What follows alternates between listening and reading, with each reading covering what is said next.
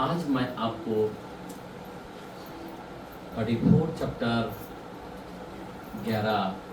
34 में 11 भजन में सबसे पहले हम इस वचन से मैं आपको थोड़ा सा समझाना चाहता हूँ। आमीन। हाँ, जल्दी पढ़े जरा, कोई डिस्टर्ब ना करे, कोई ना उठे। हे लड़कों आओ आओ मेरी सुनो सुनो सुनो सुनो सुनो, क्या बोल रहा है? मेरी सुनो। ए बच्चों, ए बड़े हो, आमीन, ए जवानों, ए लड़का, ए लड़की, आओ और मेरी सुनो। हाँ, मैं तुमको यहोवा का भय मानना सिखाऊंगा। क्या सिखाऊंगा? भय मानना सिखाऊंगा। आमीन। क्या क्या क्या सिखाएंगे? मैं तुमको यहोवा का भय मानना सिखाऊंगा। आमीन। बोला आमीन। आज मैं आपको परमेश्वर का भय मानना सिखाऊंगा। आमीन। भय मानना इम्पोर्टेंट है। कोई लोग बीमारी से बहुत डरता है, कैंसर बहुत डेंजरस है बाबा, HIV और डेंजरस है बाबा, नहीं, खतरनाक है। लेकिन वो डर अलग है और परमेश्वर का भय अलग है।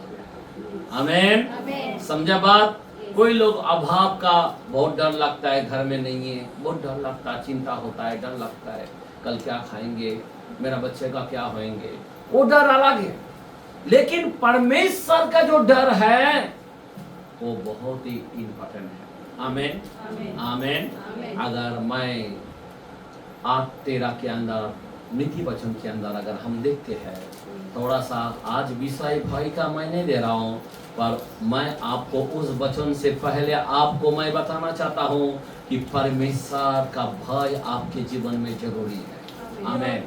हाँ, यहोवा का भय मानना, बुराई से बैर रखना है। बुराई से, हेलो, भय मानना मतलब क्या है?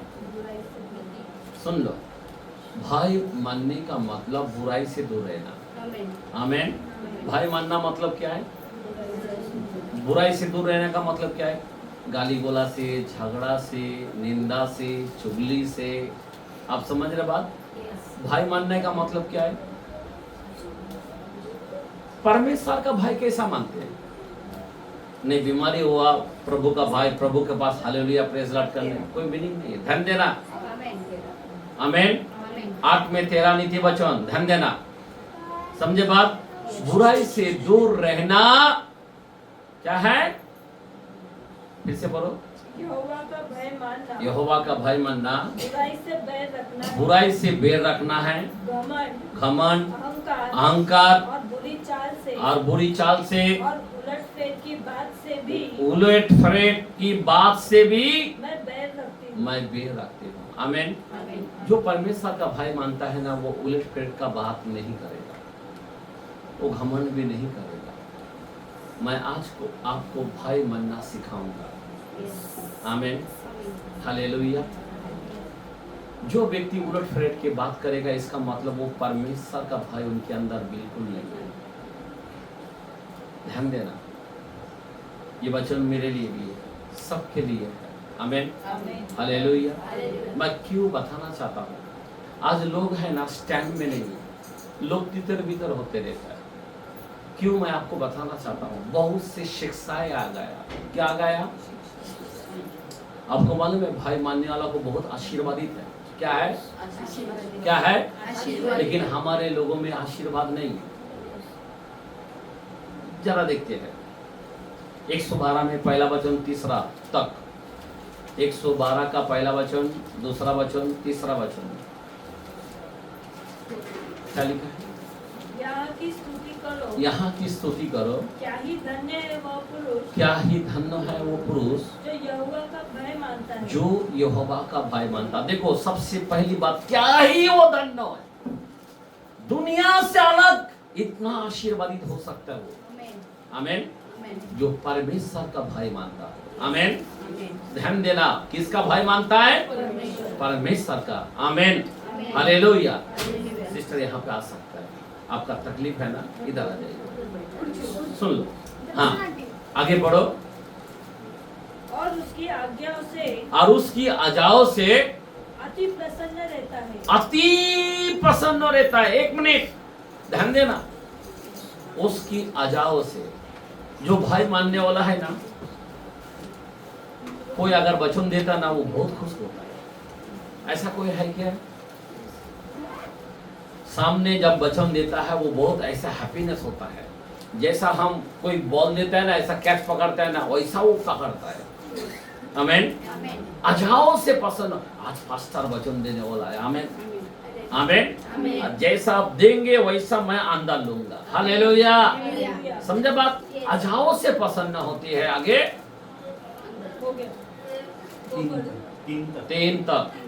हाँ, उसका वंश पृथ्वी पर पराक्रमी होगा। ध्यान देना मेरे बहन, उसका वंश क्या होगा? पृथ्वी पर कैसा होगा? पराक्रमी होगा। पराक्रमी का मतलब समझ रहे बात?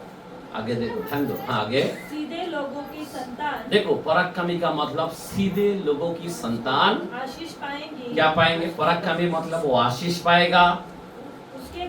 उसके घर में धन पराक्रमी का मतलब उसके घर में धन संपत्ति भी रहेगा। आमीन हालेलुया। एक भाई मानने वाला को इतना आशीर्वाद हो सकता है। 3 तक पढ़ा आगे।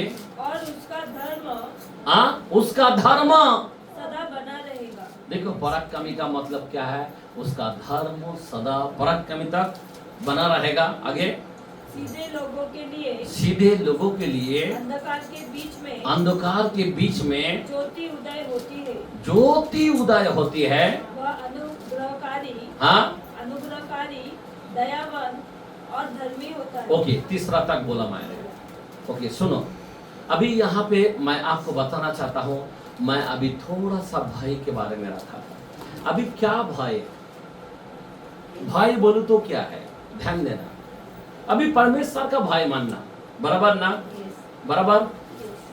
अगर खुदा ने हमें चुना है तो हमें क्या करना चाहिए? खुदा का, अगर मेरे को खुदा ने दिया है तो हमें क्या करना चाहिए? भाई के साथ मीटिंग चलाना चाहिए। हमारे अंदर लालच नहीं आना चाहिए। हमारे जीवन में झगड़ा नहीं चाहिए। हमारे जीवन में गड़बड़ी नहीं चाहिए। हमारे जीवन में व्यभिचारी नहीं चाहिए।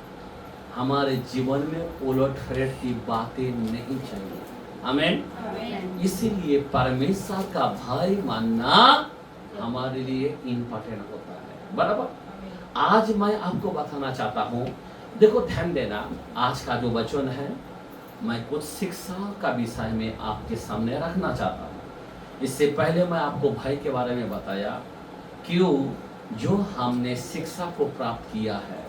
बाइबल के अंदर 2:42 के अंदर प्रसिद्ध के कलाम में लिखा है, पीड़ितों के काम में लिखा है।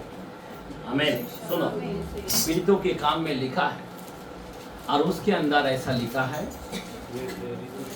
कि शिक्षा पाने में, रोटी तोड़ने में, संगति रखने, पीड़ितों से शिक्षा पाने में, और संगति रखने, और रोटी तोड़ने, और प्रार्थना करने में लोलीन हम लोग ऐसा नहीं रहता है। हम शिक्षा देने वाला से बढ़कर हम मास्टर माइंड हो जाते हैं, इसीलिए सब उल्टा फेरा की हो जाता है। तो सबसे पहले क्या है? प्रेरितों से शिक्षा पाने में। आज का विषय जो है, मैं वो पहला वचन को खाली शिक्षा, उस वचन को मैं आपको आपके सामने रखना चाहता हूं। अभी शिक्षा बोलूं तो क्या है? शिक्षा है। आमीन आमीन। शिक्षा का मतलब का क्या मीनिंग है? तो आज मैं आपके सामने खुल्लम, क्योंकि हमारा प्रभु जो है, ध्यान देना, हमारा प्रभु हर कलीसियों में एक चीजों को देखता है, वो है शिक्षा। क्या देखता है? कि ये लोग कैसी शिक्षा में पीड़ित है, ये लोग प्रसिद्ध से कैसा शिक्षा पाए हैं, ये लोग अब्राहम पास्टर से शिक्षा कैसा पाया है, ये लोग जीसस इज गॉड फेलोशिप से कैसा शिक्षा पाया है। आमीन बोलो। आमीन हालेलुया। आज यीशु मसीह, आपको मालूम है 7 कलीसिया है, बराबर। अभी एक कलीसिया में यीशु जा रहा है, देखते हैं वचन के द्वारा से। प्रसिद्ध के अपना रेवलेशन के कलाम में 2:12 से 14 तक, रेवलेशन प्रगटीकरण प्रकाशित वाक्य 2:12 से 14। यस। निर्गमन की कलीसियों के दूत को, निर्गमन की कलीसियों को, एक मिनट, पिरगमन, सॉरी, आमीन, पिरगमन के कलीसियों को, अभी ये कौन सा कलीसिया है? पिरगमन, बराबर। और इस कलीसिया में यीशु मसीह जाता है और जाकर क्या करता है? दूत को ये लिख, जिसके पास, मतलब कौन है? दूत कौन है? वहाँ का जो मेन फास्टर है उसको ये लिख, हाँ, जिसके पास दो धारी और तेज तलवार है, वह यह कहता है, वो ये कहता है। अभी तेज तलवार किसके पास है? हमारे यीशु के पास। आमीन।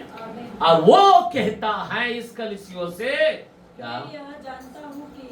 मैं ये जानता हूँ कि तू वहाँ रहता है जहाँ शैतान का सिंहासन है। समझे बात? जहाँ हम लोग रहता है यहाँ पे क्या है? बराबर है। समझा बात? कौन सा जगह है? शैतान का सिंहासन। आगे पढ़ो। तू मेरे नाम पर स्थिर रहता है। क्या रहता है? कोई लोग आजकल जो है ना, नाम पर, नाम के लिए नहीं मरते, किधर भी भाग जाता है। ध्यान देना, नाम पर स्थिर रहता है। आमीन। मनुष्य में कोई दूसरा नाम नहीं दिया गया कि कोई उद्धार पा सके। उन सभी चर्च में जाके नहीं बैठना चाहिए। आमीन, हालेलुया। मेरा बोलने की मतलब है, जो यीशु नाम पर गर्व करता है, जो यीशु नाम को उठाता है, जो यीशु नाम में क्षमा पाते हैं, जो यीशु नाम में छुटकारा पाते हैं, जो यीशु नाम में उद्धार पाते हैं, उसके अंदर कनेक्ट रहो। आमीन, हालेलुया। हाँ, आगे बढ़ो। और मुझ पर विश्वास करने से उन दिनों में भी पीछे नहीं हटा, जिनमें मेरा विश्वास योग्य साक्षी, हाँ, अंतिपास तुम्हारे बीच में स्थान पर घात किया गया। देखा, उसको भी मार दिया गया था। आगे, जहाँ शैतान रहता है। आजकल हम जहाँ रहता है किसी का मर्डर होता है, बराबर बराबर। अच्छे लोगों को मर्डर होता है, हम लोग देखते हैं। मैं यही कहना चाहता हूँ, जरा सावधान रहना। आगे पढ़ो। हाँ, पर मुझे तेरे विरुद्ध, अभी यहाँ पे सबसे इम्पोर्टेंट प्रभु कहता है कि पर मुझे तेरे विरुद्ध कुछ बातें कहनी है। हाँ, अभी इस बात को हमें क्या करना है? आज हमें जानना है। मुझे कुछ तेरे विरुद्ध बातें करना है, क्योंकि तेरे यहाँ कुछ ऐसा है जो बिलाम की शिक्षा को मानते हैं। किसकी शिक्षा को मानते हैं? अभी है क्या बिलाम की शिक्षा? आज हमारे कलीसिया को जानना चाहिए, बराबर। हमें इधर उधर भटकने की जरूरत नहीं। यहाँ पे हर हफ्ता अलग अलग मैसेज मिलता है। आमीन, हालेलुया। मैं परसों का दिन बता रहा था, 12 चैप्टर में 49 के अंदर लिखा है, 39 के अंदर लिखा है। ध्यान देना। आमीन। वहाँ पे सिर्फ चिन्ह ढूंढता है। कौन सा लोग? व्यभिचारी लोग। कौन सा लोग? मूर्ति पूजा लोग। और इस संसार के बुरे लोग, वो सिर्फ चिन्ह चमत्कार के पीछे इधर जाता उधर जाता है। जो लोग, हाँ, देखो यीशु मसीह है ना, मेन क्या लेके आया? वचन को लेकर आया, क्योंकि वो वचन बनकर आया। आदि में वचन था, वचन परमेश्वर था, वचन शरीर बनकर आया। तो क्या लेके आया? जब वो लोगों ने जब स्वीकार नहीं कर पाया, तब उनके जीवन में चमत्कार। ये अविश्वासियों के लिए है। समझ में आ रहा बात? ये चिन्हों, ये चंगाई, समझ में आ रहा बात? ये किसके लिए है? क्योंकि मत्ती 16:4 में भी लिखा है कि व्यभिचारियों, मूर्ति पूजक लोग और इस संसार के बुरे लोग सिर्फ चिन्हों को ढूंढता है। लेकिन अभी आप बुरे लोग नहीं है, अगर व्यभिचार लोग नहीं है, मैं समझता हूँ, क्योंकि आप वचन को मानने वाला लोग। आमेन, हालेलुया। जो वचन पर स्थिर रहता है, आप इधर उधर नहीं भागना चाहिए। बाइबल में लिखा है कि हो सके तो चुना हुआ लोग भी भरमा जाएगा अंतिम दिनों में। 24:24 के अंदर मत्ती में भी लिखा है, आमेन। और बाइबल के अंदर पहला तीमुथियुस 4 पहला वचन के अंदर भी लिखा है कि आत्मा स्पष्टता से कहता है, समझ में आ रहा बात? आत्मा स्पष्टता से कहता है कि बहकाने वाला शैतान क्या करेगा? इंसान को बहका देगा। समझ में आ रहा बात? क्या करेगा? बहका देगा, इधर उधर भटकने के लिए। कोई बहकाने वाला आत्मा तुम्हारे अंदर आएगा, चलो इधर चलो उधर। मैं आपको रियल बोलता हूं, इसीलिए आपको वचन के अंदर आपको खड़ा होना है। मेरा बोलने की मतलब, वचन पाते हो बस, वचन ही। मैं आपको परसों का दिन बताया कि वचन ही है तुम्हें जिला सकता है, वचन ही है तुम्हें चंगाई दे सकता है, वचन ही है जो तुम्हारे लिए हार होना चाहिए। तो जोशुआ को बोला, जोशुआ रात दिन इसी में, किधर नहीं, इसी में, और तेरे चीज से उतरना नहीं चाहिए। समझे बात? क्योंकि वचन ही तुमको जिला सकता है। आमेन, हालेलुया। इसीलिए आपको, हमको आज जो है इस शिक्षा के बारे में आपको अभी मैं बता रहा हूँ, ध्यान देना। अभी ये शिक्षा क्या है? कौन सा शिक्षा है? बिलाम की। अभी देखो, ये जूना करार का बिलाम के बारे में यीशु मसीह एक कलीसिया में, पिरगमन के अंदर इस कलीसिया में आकर बात कर रहा कि तुम्हारे विरोध में मुझे ये कहना है कि तू बिलाम की शिक्षा मानते हो। हेलो, ध्यान देना, किसकी शिक्षा मानते हैं? अभी बिलाम ने ऐसा क्या किया है जो शिक्षा मानते हैं? कौन सी शिक्षा है? बिलाम की शिक्षा है क्या? जरा आपको, हमको कान खोलकर जानना चाहिए कि बिलाम की शिक्षा क्या है। अभी नवा करार के अंदर, रिवेलेशन के अंदर, वो बिलाम किधर गणना के अंदर गिनती के कलाम में लिखा है, और वो कलाम को यहाँ पे यीशु जब बोलता है, उस तो बजाय रहेगा, उस तो बड़ा भेद रहेगा। आमेन, बोलो आमेन। और कुछ तो रिवेलेशन है। आमेन। तभी तो यीशु मसीह बात कर रहा कि तुम्हारे विरोध में ये कहना है कि तुम लोग बिलाम की सी चाल चलते हो, बिलाम की शिक्षाएं। उसी कलाम के अंदर, सॉरी उधर ही देखो, रिवेलेशन से पहले यहूदा क्या लिखा है? जूडा। रिवेलेशन से पहले वचन, उसका 11 वचन पढ़े। उन पर हाय क्योंकि वे केन की सी चाल चले और मजदूरों के लिए बिलाम के समान भ्रष्ट हो गए। एक मिनट छोड़ दो, किसके समान? बिलाम के समान। अभी यहाँ पे भी जिक्र है बिलाम के बारे में, ध्यान देना। बिलाम के जैसा भ्रष्ट हो रहा है आज हमारे सारे लोग, बिलाम की सी चाल चल रहा है। अभी ये चाल कौन चल रहा है? पर ऐसे लोगों से हमें बचना है। अभी ये जो शिक्षाएं हैं, आपको मालूम है कम से कम 70,000 डिनोमिनेशन है, मतलब अलग अलग सिद्धांत है। हेलो, कोई बोलता 70,000 या 7,000। मेरा बोलने की मतलब कितना है? अब जरा सोचने की बात है। अलग अलग, बाइबल एक, लेकिन शिक्षाएं अलग अलग। समझे बात? हेलो, समझ में आ रहा बात? अभी इसीलिए आज हमें बिलाम का शिक्षाएं क्या है, ये हमारे जीवन में आना चाहिए। यहाँ पे लिखा है बिलाम का शिक्षा में भ्रष्ट होता है। आमेन। तो हमारे लोग जो है वो भ्रष्ट नहीं होना चाहिए। अभी हमें परखना पड़ेगा कि बिलाम की शिक्षा है कौन सा मंडली है, और उधर से हमें भागना चाहिए, उधर से हमें बचना चाहिए। आमेन। उधर हमें पाँव नहीं रखना चाहिए। आमेन, बोला आमेन, हालेलुया। अच्छा, ये हो गया। आमेन। देखते हैं 2 पीटर 2:15। अच्छा, हम लोग थोड़ा नवा करार में बिलाम के बारे में हम देखते हैं, आगे बढ़ते हैं। पढ़े। 2:15 सेकेंड पत्रोस 2:15।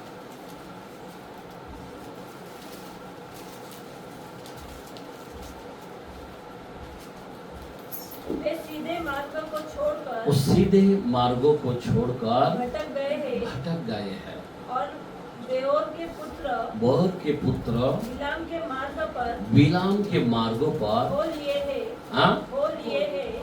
जिसने अधर्मों की मजदूरी को लिए जाना।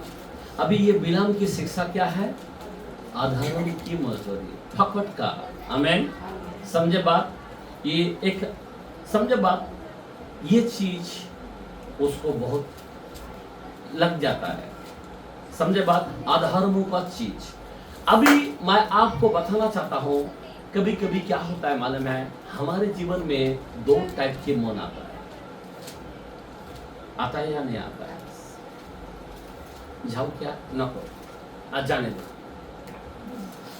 प्रभु बोलता जा, पहला बोल दिया, फिर वापस पाता ना, प्रभु मेरा तबीयत तू तो जानता ही है, जाओ क्या। समझ में आ रहा बात? ध्यान देना, बाइबल में वचन में जो लिखा है ये कर, लेकिन वापस हम प्रार्थना करते हैं, दूसरा मांगते हैं, प्रभु तू तो जानता है। फिर प्रभु क्या उत्तर देता है? अभी ध्यान देना, उसके जीवन के अंदर कैसा हुआ है मैं आपको बताना चाहता हूं। एक बालक राजा था जो मोआबियों का राजा था। वो जमाने के अंदर इज़राइल इतना बढ़ रहे थे, और उसको मालूम है कि इज़राइल जैसा खेत के अंदर घास बहुत रहता है, मालूम है, और जब नांगल लगाता है तो पूरा खत्म हो जाता है। तो उसी तरह से ये डर गया, कौन? कि इज़राइल को कैसा खत्म करे। कौन? वहां का राजा जिसका नाम है बालक। अभी ध्यान देना, तब उन्होंने देखा, वो जमाने के अंदर एक ऐसी व्यक्ति को देखा। क्या देखा? उसका नाम है बिलाम। एक भविष्यवक्ता को देखा, और वो ऐसी नबी है, वो ऐसी शुद्र उसके अंदर है कि खुदा उससे बात करता है। ध्यान देना, वो कोई मामूली नबी नहीं था, बहुत बड़ा नबी था। उसने यीशु के बारे में, भोर की तरह यीशु के बारे में, वो जमाने में जो 3 ज्योतिषी जो देखते तारा देखते हुए आए ना, ये बिलाम का भविष्यवाणी को देखते हुए आए। आमीन। समझ में आ रहा बात? ये 3 ज्योतिषी किसके भविष्यवाणी को देखते आए? बिलाम के। तो कितने बड़े नबी हो सकते हैं पता है? ध्यान देना, तब ये राजा ने क्या सोचा है कि बिलाम को हम क्या करेंगे? क्या करेंगे? अपन सब देंगे, उसको उसकाएंगे, उसको अपन सामने बहुत कुछ रखेंगे, तो वो मेरे तुरु से अगर इज़राइल को श्राप दिया तो वो शापित हो जाएगा। वो जो बोलेगा वही होता है। समझ में आ रहा बात? देखते हैं हम 22 के अंदर हम 6 और 7वां वचन को देखते हैं। गिनती के कलाम में, गिनती के कलाम में 22 में 6 और 7। इसीलिए आ और उन लोगों को मेरे निमित्त श्राप दे। क्या बोला है? मेरे निमित्त श्राप दे। हाँ, क्योंकि वो मुझसे अधिक बलवंत है। तब संभव है कि हम उन पर जयवंत हो, हम उस पर जयवंत होए, और हम सब इनको अपने देश से मार कर निकाल दे, क्योंकि ये मैं जानता हूँ कि जिसको तू आशीर्वाद देता है, जिसको तू आशीर्वाद देता है वो धन्य होता है, जिसको तू श्राप देता है वह श्रापित होता है। समझ में आ रहा बात? ध्यान देना, ये बहुत बड़ी बात है। अभी ये बालक राजा ने ये प्लान के साथ उसके सामने रखा और उसको आदर करने लगा कि तू अगर कह दिया इस्राएल को श्रापित तो श्रापित हो जाएगा। लेकिन अभी ये जब उस भविष्यवक्ता ने नबी को पास जब कहा तो नबी ने क्या किया मालूम है? नबी ने क्या किया? ध्यान देना, नबी ने क्या किया मालूम है? उसी में 12 वचन पढ़ो। परमेश्वर ने हाँ बिलाम से कहा, देखो जब वो फिर प्रभु के पास गया, ध्यान देना, ये बिलाम ने परमेश्वर के पास घुटने में गया और जाकर क्या कहा? तू इनके संग मत जा, तू इसके संग मत जा, उन लोगों को श्राप मत दे, उन लोगों को मतलब इस्राएल को कभी भूल चूक से तू श्राप नहीं देना, क्योंकि वे आशीष के भागी वो आशीष के भागी हो चुके हैं। हो चुका है। समझ में आ रहा बात? ये मेरा लोग है। हेलो, मैंने इस्राएल को आशीष दी है, वो भागी हो गए हैं, पर उसको तू क्या करना? कभी श्राप नहीं देना। अभी जब परमेश्वर से पूछा तो परमेश्वर उसको जवाब ये दिया, बराबर। लेकिन फिर भी वो क्या कर रहा मालूम है? फिर भी ये नहीं मान रहा है। उसने वापस लोग भेजा, बहुत सारे सामान के साथ भेजा, हो सकता सोना, हो सकता चांदी, हो सकता सारे आदर के, और उसके सामने रखा। फिर वापस वो व्यक्ति क्या किया मालूम है? बोलता तुम लोग रुको, मैं वापस परमेश्वर से पूछता हूं। एक मन के अंदर क्या आया? क्या आया? लालच। समझ में आ रहा बात? दो टाइप के मन नहीं चाहिए, दो स्वामी की सेवा नहीं होना चाहिए। एक चर्च को पकड़ के चलने का, एक स्वामी को पकड़ के चलने का, यीशु को, कोई दूसरा नहीं। आमीन, हालेलुया। एक शिक्षण को पकड़ के चलने का, आमीन, वो है यीशु। और यहां पे क्या हुआ मालूम है? देखो 19 वचन पढ़े जरा वापस 19 में। इसीलिए अब तुम लोग आज रात को यही टिके रहो, ताकि मैं जान लूं। देखो बालक के राज, वो सब जो लोग आए ना, वो राजा के लोग वापस उनको वापस तो रुका रहा है। सामान लेके आए ना, वो सब देख के आंख फट गया उसका। ध्यान देना, फिर उसको क्या बोल रहा है? आगे बढ़ो कि तुम लोग आज रात को रुको, मैं खुदा के सामने जाता हूँ और बात करता हूँ। हाँ आगे, यहोवा मुझसे और क्या कहता? जब एक बार खुदा ने बोल दिया इसके संग नहीं चलना, हेलो, नहीं चलना तो नहीं चलना, बराबर। खुदा कभी बदलता नहीं है, खुदा कोई मानुस नहीं है, इसी के मुंह से निकलता है। और वापस यही व्यक्ति ऐसे गड़बड़ी कर रहा है। समझ में आ रहा बात? इतनी बड़े नबी, जरा ध्यान दो, मैं क्यों बता रहा हूं कि हम लोग वापस गलती ना करें।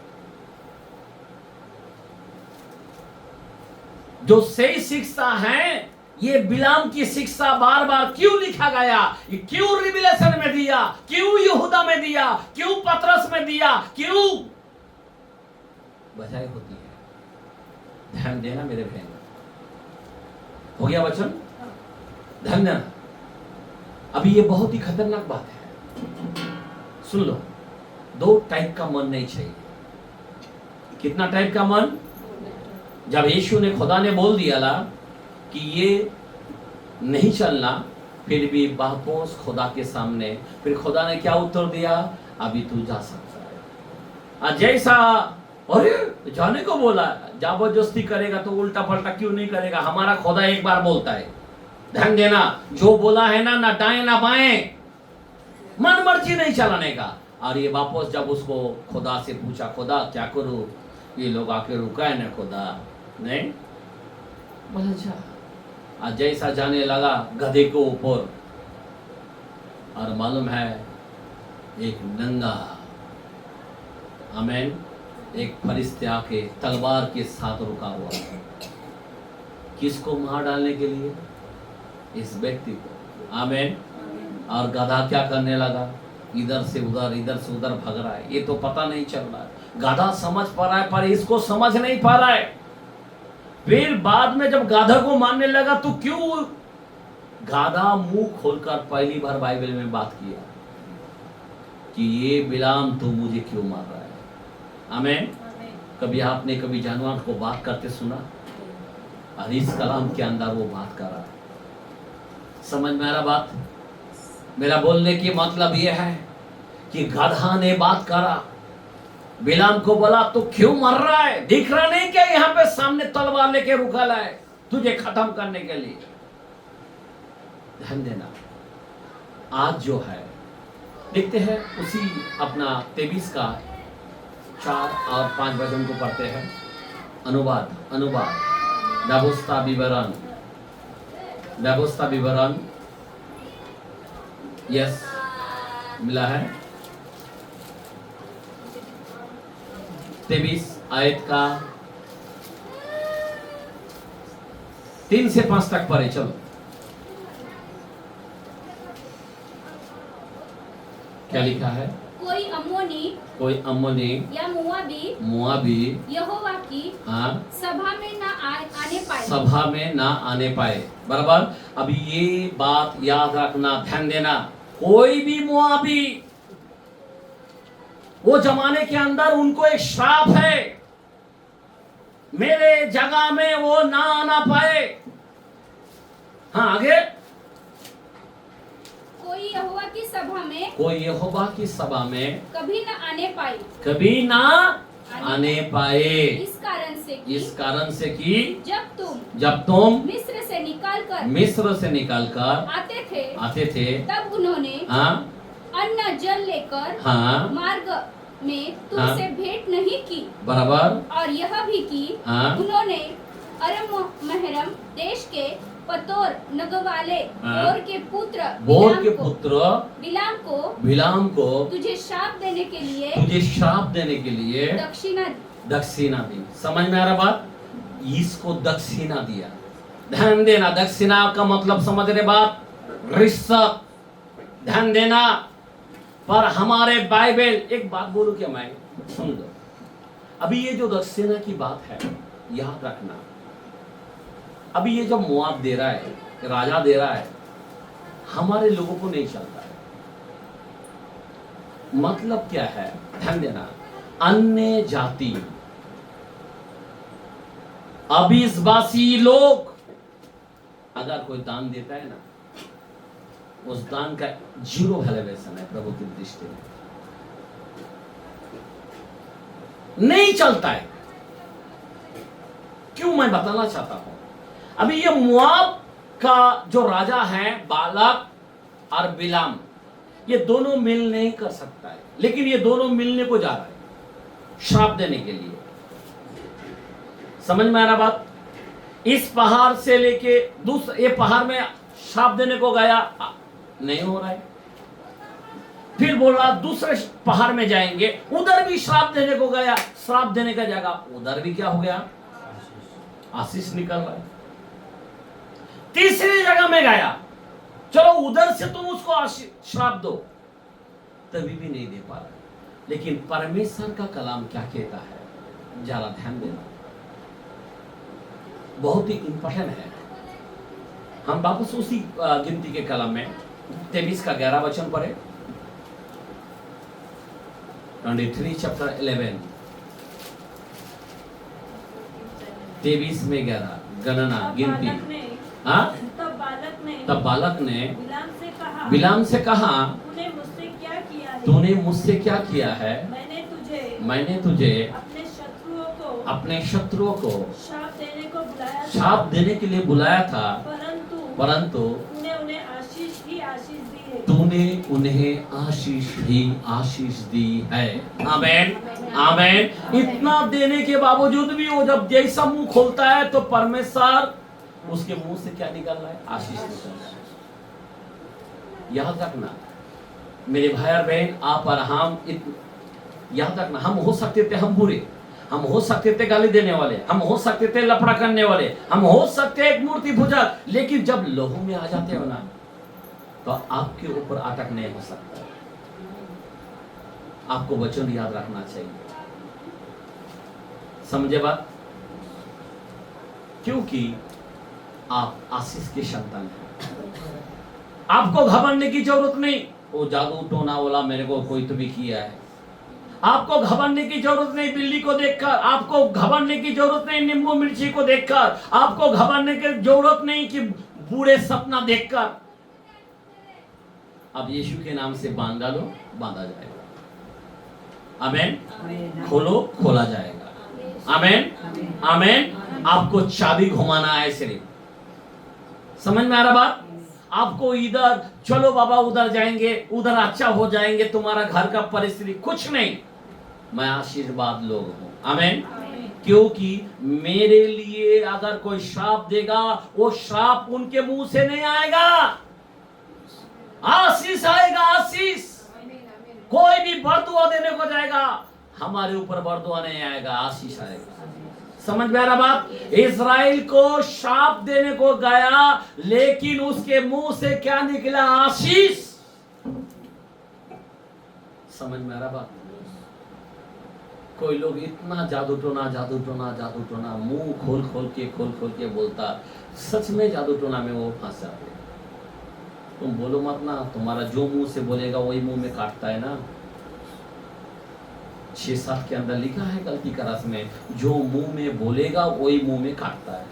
तो तुम्हारे मुंह को आशीषित करो ना, कि वचन में ऐसा लिखा है, मेरे को कोई जादू टोना नहीं होगा, कोई श्राप नहीं आएगा, कोई कुछ नहीं कर पाएगा। आमीन, हालेलुया।